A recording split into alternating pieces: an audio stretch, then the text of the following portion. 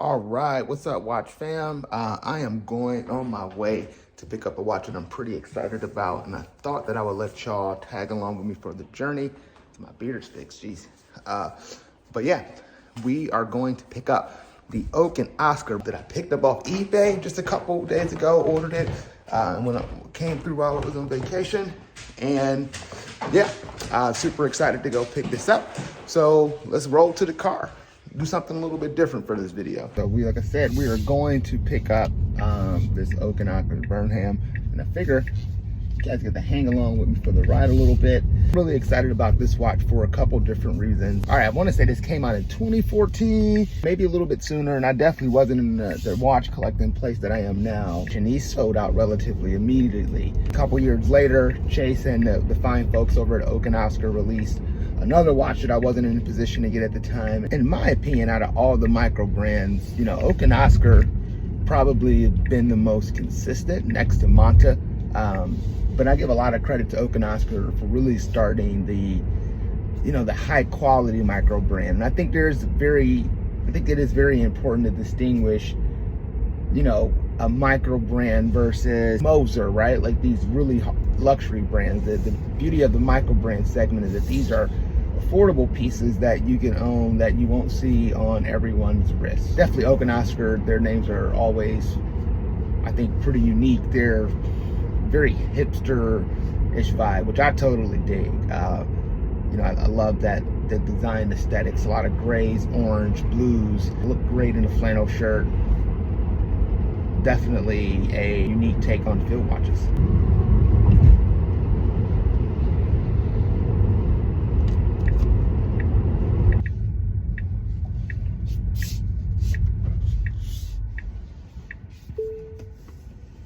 All right, we're here.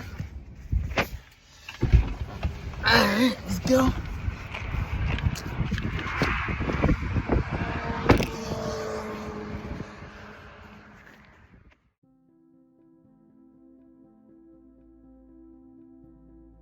So I was really excited to add the Oak and Oscar Burnham to my collection. For the last, I don't know, 5-6 years, I've set up multiple alerts on both Watch Recon and eBay to notify me when certain Oak and Oscars have become available. The Burnham was released back in 2015, if I think so correctly. I want to say it was December 2015. Being a father of 3 kids, having the $1,500 laying around to do a pre-order just a couple weeks for Christmas was not in the cards for me, but I did not think that it would take me this long to be able to source and hunt one down. The Burnham sold out almost immediately. All 300 units was gone, I think within a couple hours, and that was the first release from Oak and Oscar. You know, Oak and Oscar is nowhere near the first micro brand, but it was definitely kind of a taboo thing to price any micro brand watch above, you know, the $1,000 price point. Fast forward, I think a couple years later, Oak and Oscar, Chase and the folks at Oak and Oscar released the Sanford, another very, very cool watch, one that I'm also going to be in the search for. They do not come up very often.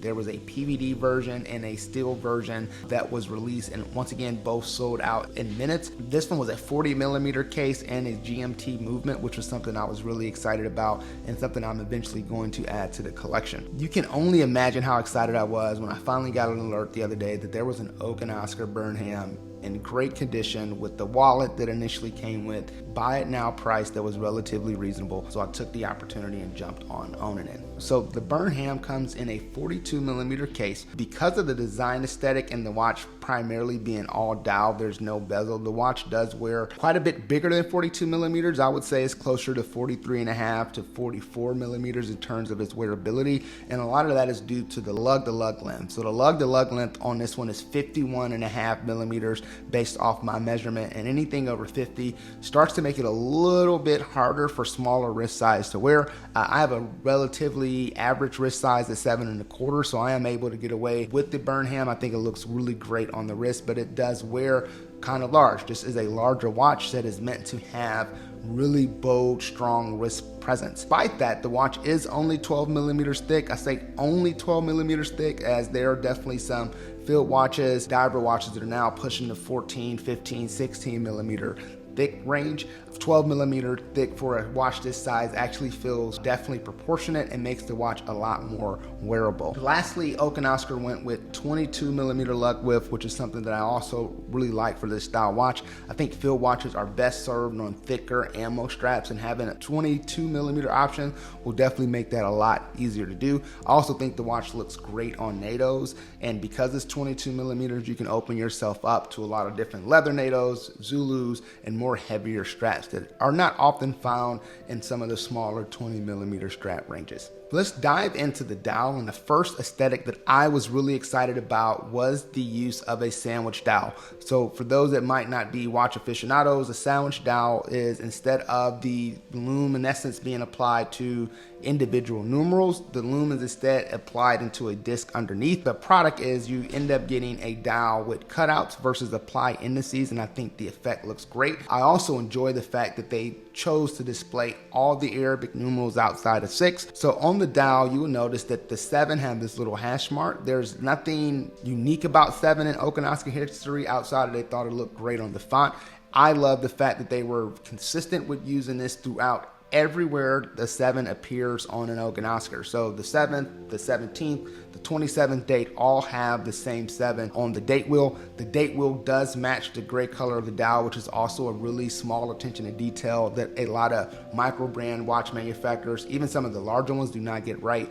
Oak and Oscar nailed it. And another little treat that was a surprise, scrolling through the date wheel, nothing of significance that I could find, but the 18 on the Oak and Oscar Burnham is the bright orange that matches the orange second hand. Speaking of the orange second hand, you might notice a really cool looking counterbalance. The counterbalance is shaped like the barrel in the Oak and Oscar logo, and as the watch passes the 30-second mark, it perfectly eclipses the barrel in the Oak and Oscar logo. Another small attention to detail lends you to believe that this particular watch was designed by someone else who loved watches. From what I learned about Chase and the Oak and Oscar team, this is definitely a brand that appreciates the art of collecting watches and like to add these little surprises to give the owner these little moments of joy when checking the time. So you will notice that the dial has circular grooves that gives depth to what would otherwise be a very large and expansive dial. The circular grooves definitely adds a level of depth and detail that is much needed on the dial. It's also a nice place to put the Oak and Oscar logo, making it very clean and really minimizing the font that's on the dial. I love the gray color on this dial. It is a very unique gray. It is a matte gray. I've seen like starburst gray or sunburst gray, and I could tell you that this really does work. Even though it's a muted dial, it allows the orange second hand to really stand out. You have these gunmetal style, I would call them almost gunmetal colored hour and minute hands.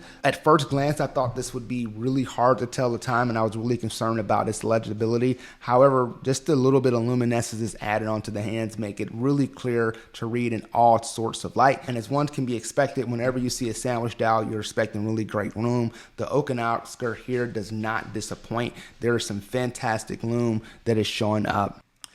The strap, I will tell you, all the leather that's associated with the Oak and Oscar is exceptional. The leather wallet that it came with, really excited to have the opportunity to get this in really great condition. This is by far now my nicest watch carrier. By itself, I would say easily could retail for 400 bucks.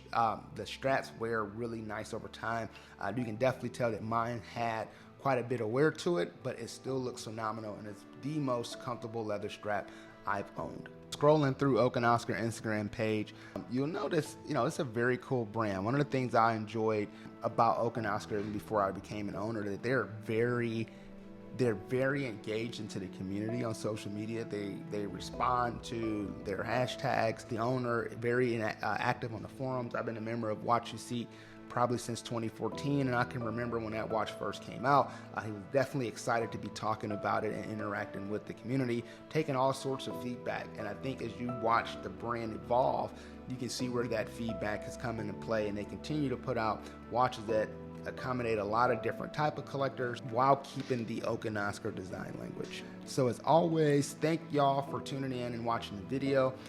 Please continue to like and subscribe to the channel if you've not done so already. I would also ask that you go and follow my Instagram page by the same name, J Will Studios. This is where I post all my watch related stuff throughout the day, what watches I'm wearing, etc., etc. So as always, Thank you for watching. Have a great day. See you all soon.